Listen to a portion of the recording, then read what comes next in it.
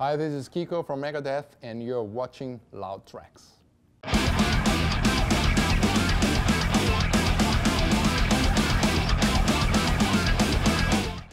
We are speaking with Kiko Loureiro of Megadeth. He is in Montreal for the Ibanez Clinic. Pleasure to have you here. Thank you very much. My pleasure. Let us start off with your signature model. Tell us about it. Yeah, that's, well, I'm doing here 7 dates in Canada. Right. In 7 days. Wow. Cross country. It's going to be quite tough, I think. But yeah, so this, that's the Kiko 100. What do you want to know, like the specs and all that? Yeah, give me the specs, this, give me all the details. Why? That's an S. Let's put it this way. Fans looking to buy a guitar, why are they looking at yours? Because it's beautiful. True. Because it's great, easy to play, very reliable. I've been touring with that guitar, and then, you know, we tour, like, I don't know, like 4 or 5 Months, concerts, concerts a week. Right. And all over the place, all different temperatures and all that. And it's really reliable. And there's some concerts that I use just one guitar. Okay. So tuning is, intonation is really, really great. So, you know, just the construction, the woods, and the way Ibanez built a guitar is really, really reliable. And it's very easy to play, comfortable, and it looks great. So, yeah. It really looks great. Now, of course, Megadeth is known for their guitar work and their guitarists. Oh, yeah. Talk to me about what you bring to the band, because you've had Chris before and Marty before. Obviously, great, great guitarist. Talk to me about your style and what you bring to the band. Oh, that's a tough question. At first, when I came to the studio, they were already doing pre-production for Dystopia album. Right. So suddenly I was there with Dave and Chris Adler, right? And then, you know, I started learning the ideas, the riffs. It was like a very intense month in Nashville to becoming a new member, at the same time learning the new material, and at the same time understanding the whole history and the legacy and the old songs, and trying to, you know, bring something new to the table, but at the same time respecting all the legacy and trying to understand the whole, you know, like how I could fit my position. So, yeah, I think even during that period of a month that I stayed there at the studio, I could find, you know, my position somehow, because I collaborate in 3 songs with Dave, which was great. And also, I played some piano, some acoustic guitar. So he gave me space to experiment a little bit, doing something different, not only playing the guitar solos, right? So it was great. But then after, my debut concert was in Quebec, and it was quite. At the festival? Yeah, Quebec? So 100,000 people for the first show? Yeah. A slippery stage because it was raining, and that was tough, man, because. And those are the true metal fans, by the way. Quebec, they're. Oh yeah.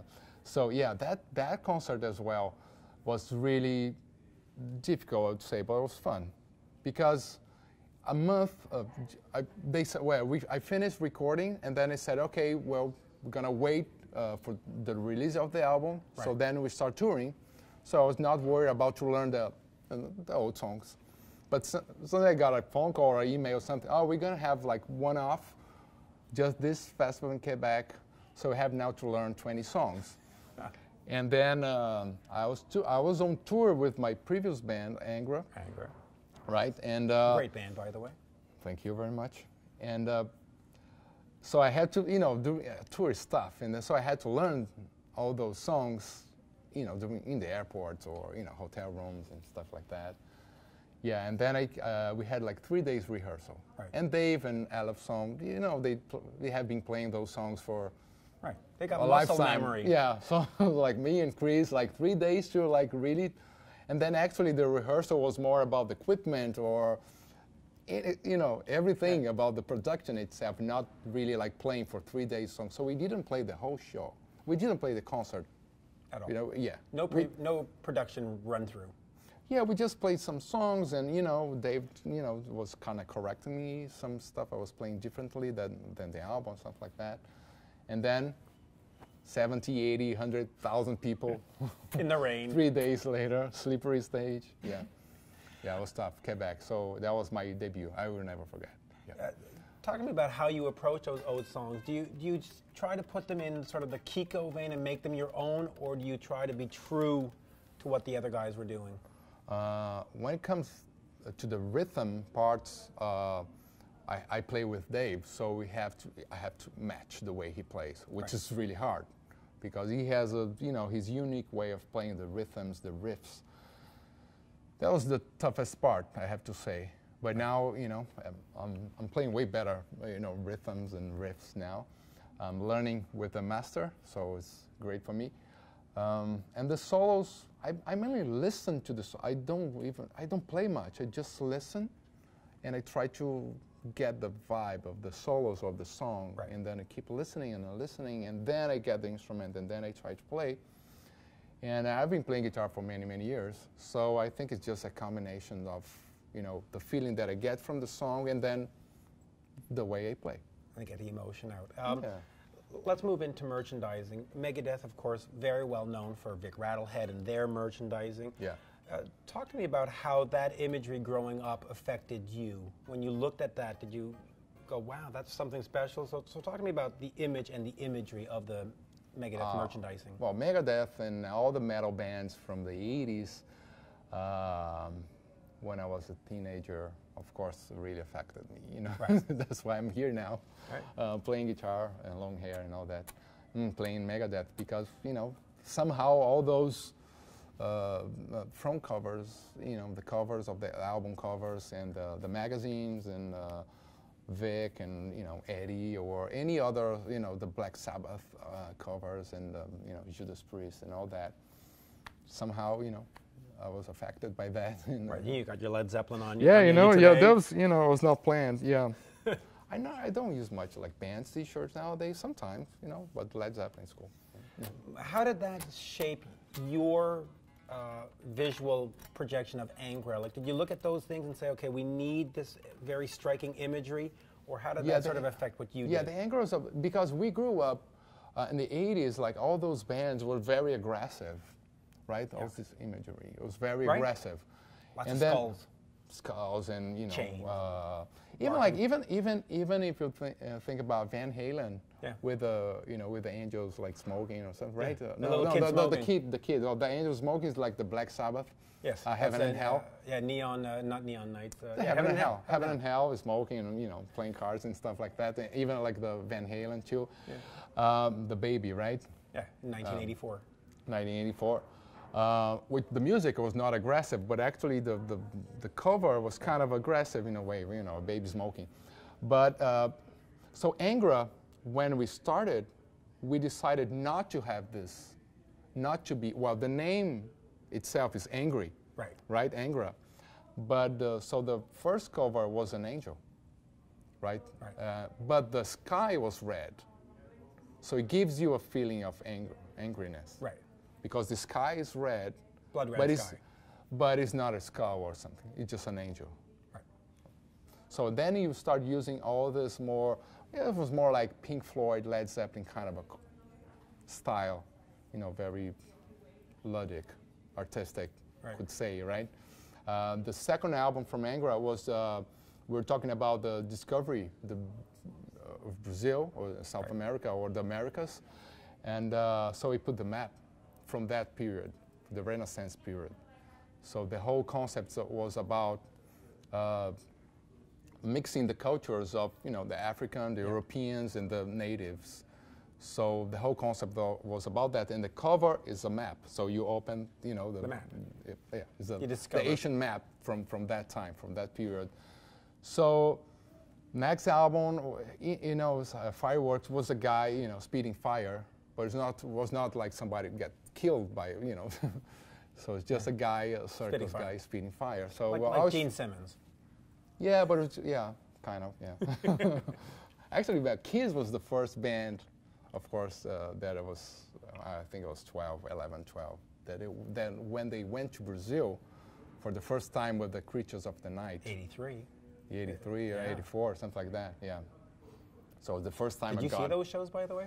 No, I was too young, you know, I was too young. Because that would have been a whole other discussion, right? No, I was too young. But, you know, the TV shows, the magazines, you know, like the newspapers, everybody was talking about Kiss. You know, in Brazil, at that time, having the military dictatorship, right? So you didn't have any bands going to Brazil. So it was a big thing having Kiss there, you know. It was.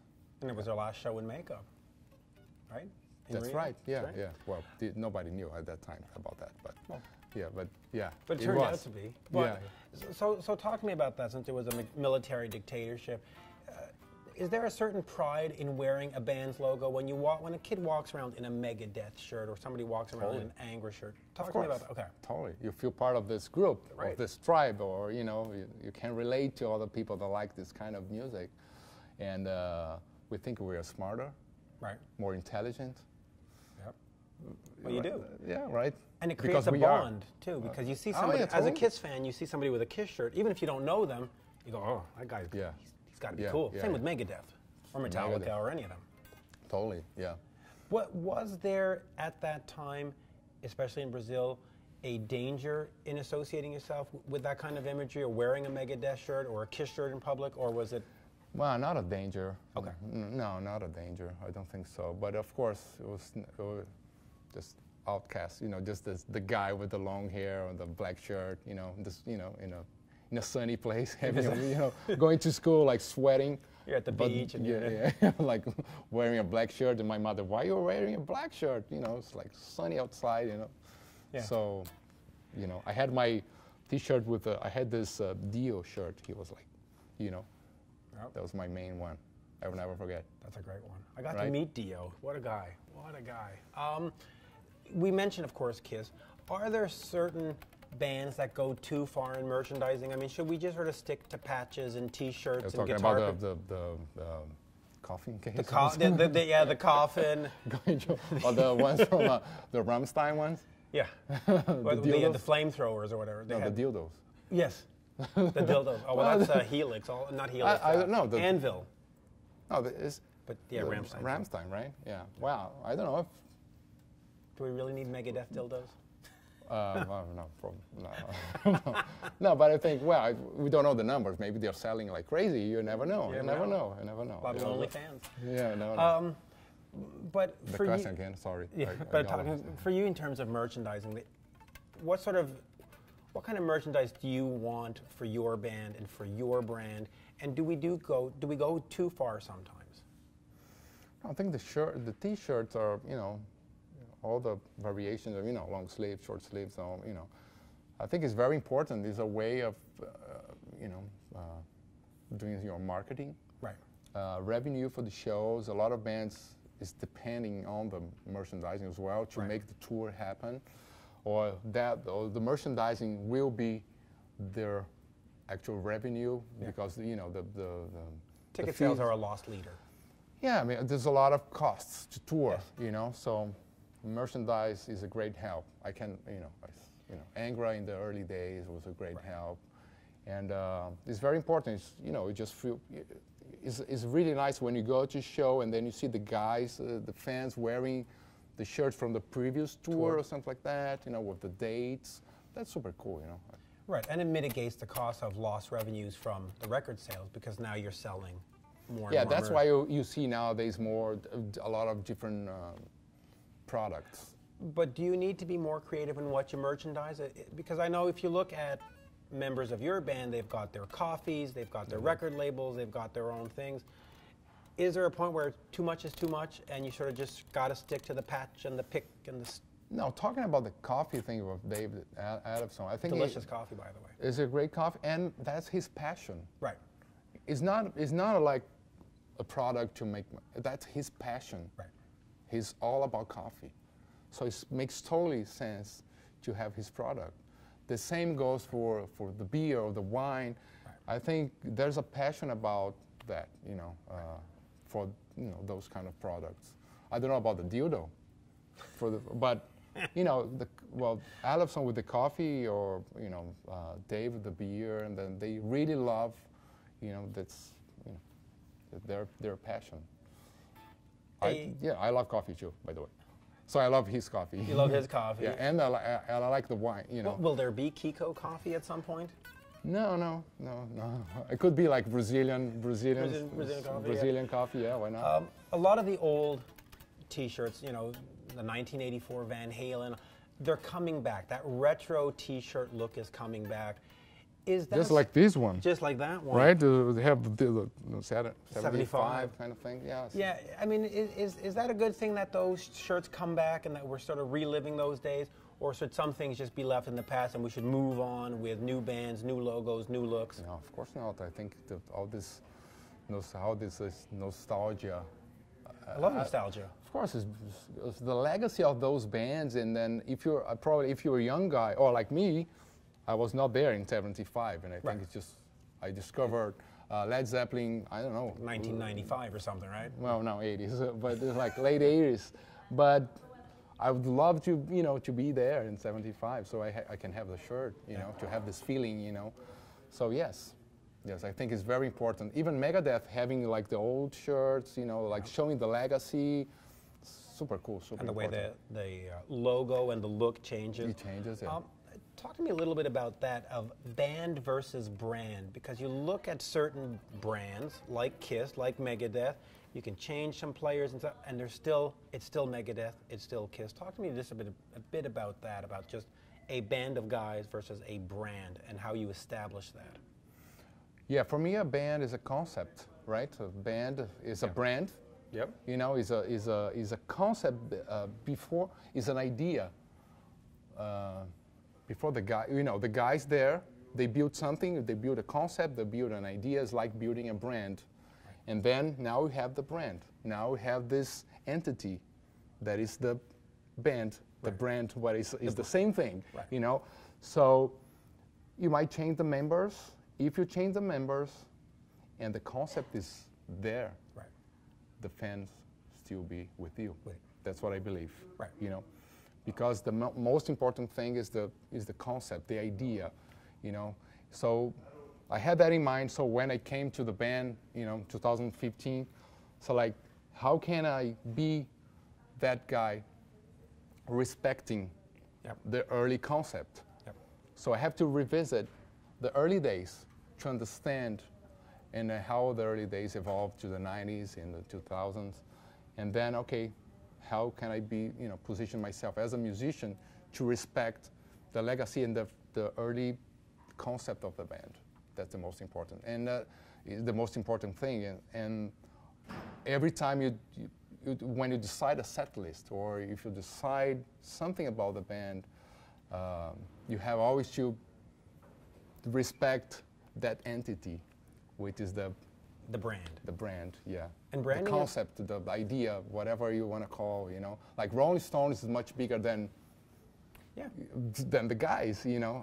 Or like the Beatles or Led Zeppelin. This is a concept. That's, or Megadeth or Metallica or Kiss. Yeah. You have to be. It's not easy to build that, you know. Well, that's where the merchandise pays off, because that merch helps that to logo, build that. Yeah. Right. Oh, totally. It establishes your brand, absolutely. Now, you have your own Kiko brand, Kiko T-shirts. Talk to me about sort of your web presence. Where can folks get your merchandise? That's my website, my name.com, KikoLoureiro.com/store. And then, you can find some of my merchandise. Yeah, very good. There you go. Thank you so much. Nice.